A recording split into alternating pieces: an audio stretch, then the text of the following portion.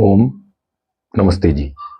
हम महर्षि महर्षि वाल्मीकि कृत वाल्मीकीय रामायण का अध्ययन कर रहे हैं। अभी तक हमने 12 सर्गों का अध्ययन किया है। भगवान श्री राम का जन्म हुआ, उसके पश्चात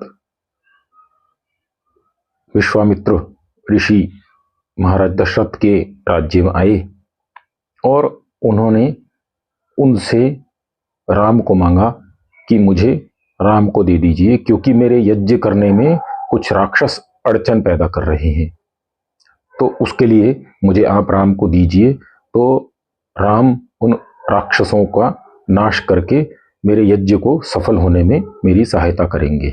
परंतु महाराज दशरथ अपने पुत्रों पर इतने मोहित थे कि वो उन्हें देने में आनाकानी कर रहे थे, अर्थात उनके साथ भेजने में आनाकानी कर रहे थे।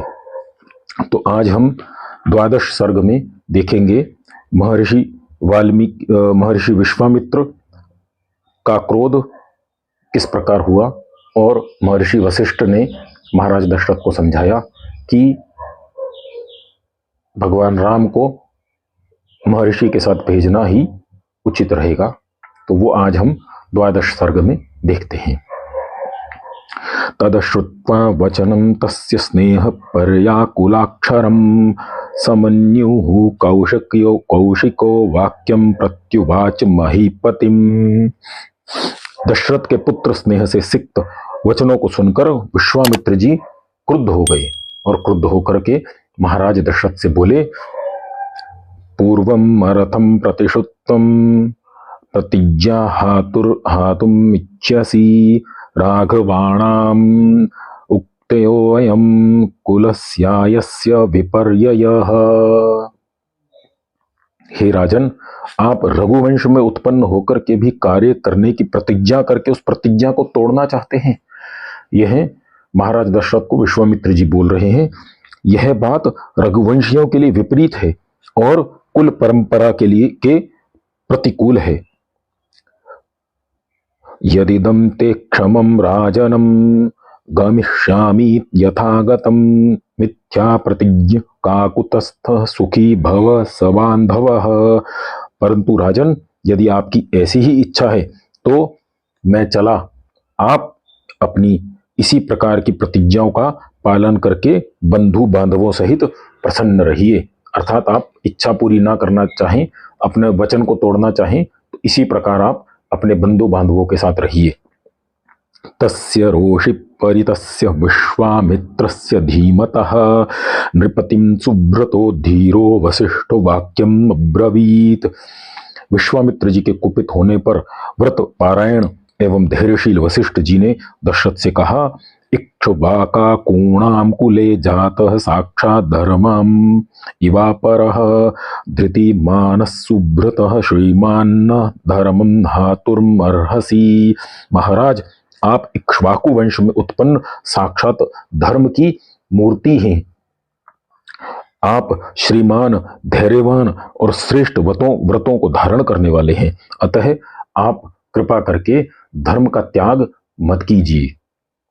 त्रिषु लोकेषु विख्येतु धर्मात्मा इति राघवः स्वधर्मं प्रतिपद्यस्व नाधर्मं वोढुम् अर्हसि।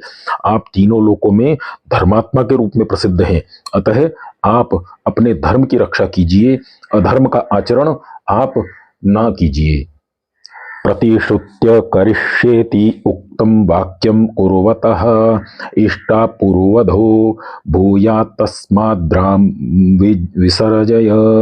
हे राजन, जो प्रतिज्ञा करके उसे पूर्ण नहीं करता है, उसके इष्ट और पूर्त का फल नष्ट हो जाता है।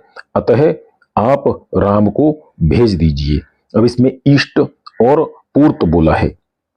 इष्ट होता है जिस इष्ट को हम मानते हैं, जिस भगवान को हम मानते हैं, या जिस ईश्वर को मान करके हम सब अच्छे कर्म करते हैं, और जो हमने अच्छे कर्म किए हैं, जिस इच्छा से किए हैं, अपने को कुछ अच्छा प्राप्त हो उस इच्छा से किए हैं, या जिस ईश्वर को समर्पण करके किए हैं, वो सब कर्म नष्ट हो जाते हैं।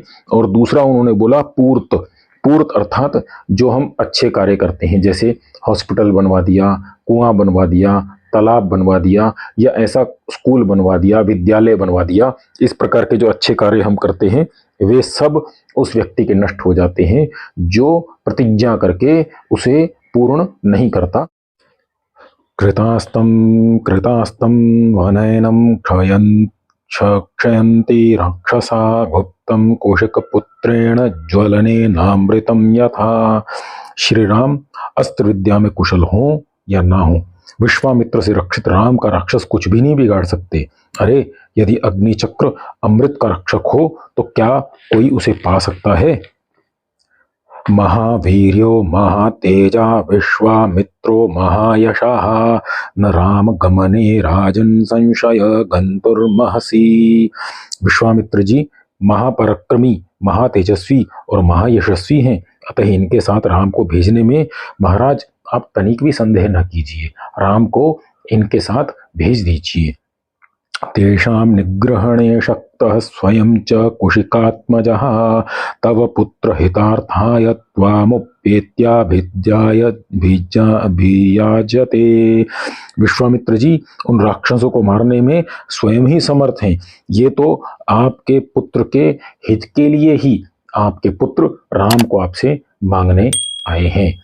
ऐसा वार्ता महाराज दशरथ से ऋषि कर रहे हैं। यह हमने आज 12वां सर्ग देखा। अगले वीडियो में हम 13वां सर्ग देखेंगे। धन्यवाद। नमस्ते जी।